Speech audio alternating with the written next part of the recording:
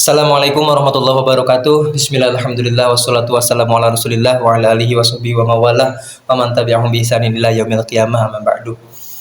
Teman-teman yang saya hormati, apa kabar?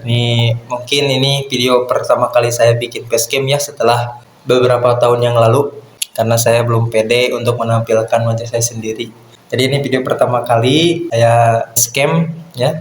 Inilah seperti ini, dibalik daripada video-video yang kalian tonton belakangan-belakangan. Di video kali ini sharing ya tentang gimana sih caranya bikin acara PHBI itu. PHBI itu ya peringatan Hari Besar Islam, sedikit lebih meriah, lebih tidak monoton, jadi lebih ada yang sesuatu yang baru gitu. Yang pertama, sebelum kalian bikin acara, teman-teman itu harus benar-benar mempertimbangkan dulu. Yang pertama, kondisi mustami, kedua waktu, yang ketiga keuangan. Nah, ya ini tiga dulu harus benar-benar dipertimbangkan. Yang pertama, kondisi mustami. Kondisi mustami itu yang pertama yang harus benar-benar dipertimbangkan itu, teman-teman harus tahu dulu nih, kira-kira mustami itu termasuk jamaah yang kuat bertahan lama di majelis atau justru sebaliknya. Soalnya kalau teman-teman bikin acara banyak nih, udah disusun semua, tapi ternyata jamaah itu mustami itu ya, jamaahnya gak kuat ngedengernya lama-lama, gak bisa ikut lama-lama, di pertengahan jalan malah pada bubar. Nah itu udah kacau itu urusannya ya. Nanti ujung-ujungnya acaranya gak bakal meriah karena jamaahnya jenuh, jamaahnya udah ngerasa bosan, kesel, jadi akhirnya mereka memutuskan untuk pulang. Ini bahaya nih. Itu yang pertama. Oke lah, kita kategorikan mustami ini jadi dua. Yang pertama mustami kuat, yang kedua mustami yang lemah.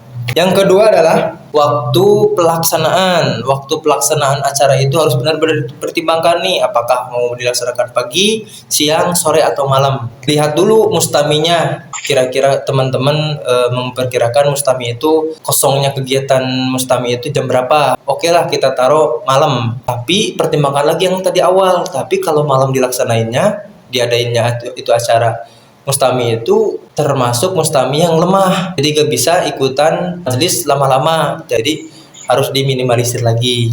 Yang kedua, kalau teman-teman udah tahu nih mustaminya kuat nih, teman-teman gak terlalu khawatir lagi sama keadaan mustami. Kalau misalkan teman-teman bikin acara yang agak panjang, agak banyak, mau dimulai kapanpun dan beres kapanpun, kalau mustaminya udah biasa ikut majelis lama-lama, ya udah teman-teman tinggal enjoy aja, tinggal bikin acara sebanyak-banyak mungkin selama itu bermanfaat. Oke, yang kedua, gimana nih kalau mustaminya lemah atau mustaminya itu gak biasa ikut acara-acara majelis lama-lama? Solusinya adalah yang pertama, kalau teman-teman bikin acaranya itu acara puncaknya malam, misal acara mubaliknya itu, acara tausiahnya itu malam pukul 10 atau 9 perkiraan, teman-teman bikin acaranya itu lebih sore lagi, lebih awal lagi, otomatis para jamaah nggak terlalu mulai kesel, mulai bosan, soalnya acaranya yang sore, jadi gak ngantuk ya.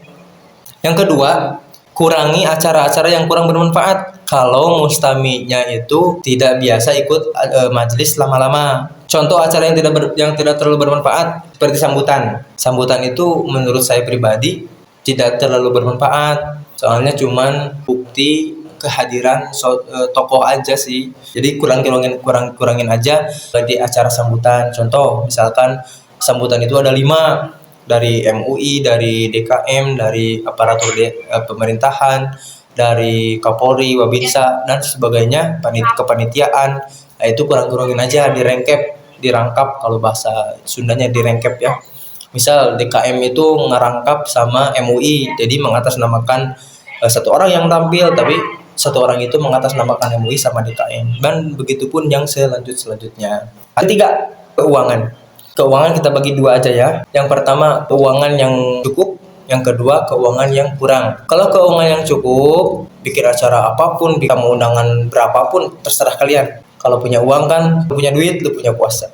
Yang kedua, kalau teman-teman misalkan keuangannya sedikit, solusinya adalah yang pertama, kamu mustami dengan makanan yang sederhana. baik itu makanan yang pokok ataupun jamuannya. Soalnya jamuan sama makanan pokok itu beda ya. Kalau jamuan itu seperti snack, kalau makanan pokok itu yang kayak nasi. Yang makanan pokok metodenya prasmanan, jangan pakai besek. Soalnya kalau pakai besek itu lebih pengeluarannya lebih banyak lagi. Kalau pakai prasmanan itu bisa lebih meminimalisir pengeluaran. Metode prasmanannya juga jangan mustami yang ngambil piring sendiri, ngambil jatah sendiri, tapi ada panitia khusus yang ngasih jatah, yang ngambilin makanan. Jadi setiap orang itu harus diporsi. Yang kedua, pilihlah mubalik setempat, jangan mubalik kondang. Yang ketiga, amplop tamu undangan atau para ustadz atau para aparat pemerintah dikurangi. Lebih baik maksimalkan apa yang akan ditampilkan.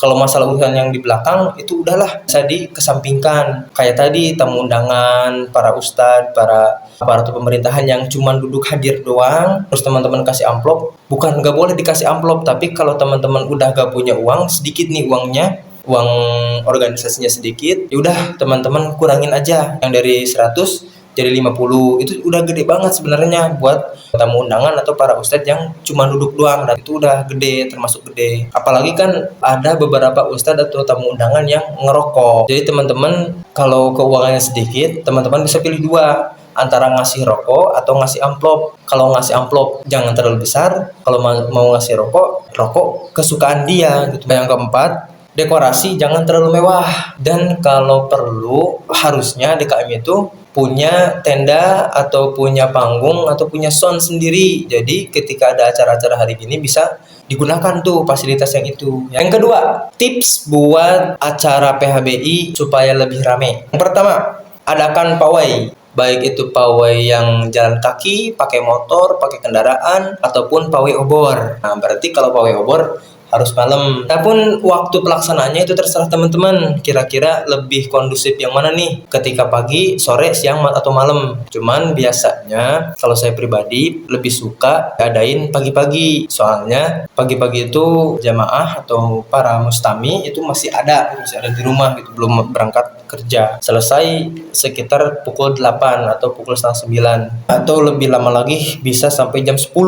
Yang kedua, adain perlombaan. Ini perlombaan penting banget teman-teman. Kalau misalkan teman-teman ngadain pawai, terus teman-teman juga keidean buat bikin perlombaan, bisa disatuin itu teman-teman acaranya, dengan catatan pawainya itu diadain pagi atau siang, sore gak bisa. Setelah pawai selesai, langsung perlombaan ke tempat yang sudah disediakan, dan hasilnya itu bisa diumumkan di acara puncak, termasuk pembagian hadiah. Lombanya lomba apa aja tuh? Yang pertama, lomba buat anak-anak, ya cerdas cermat, MTQ, murotal, kaligrafi, dan lain sebagainya. Yang kedua, perlombaan ibu-ibu, perlombaan baca berjanji, perlombaan hadroh, perlombaan sholawatan, perlombaan busana muslim, dan sebagainya. Yang ketiga, perlombaan antar kampung. Kalau misalkan teman-teman megang panitia di desa, bisa tuh antar kampung lombain, bikin tumpeng, bikin kreasi karya, bikin seni, apapun itu ya. Ketiga, adain pentas seni di dalam acara puncak. Nah, bisa bikin lebih heboh lagi, bisa bikin lebih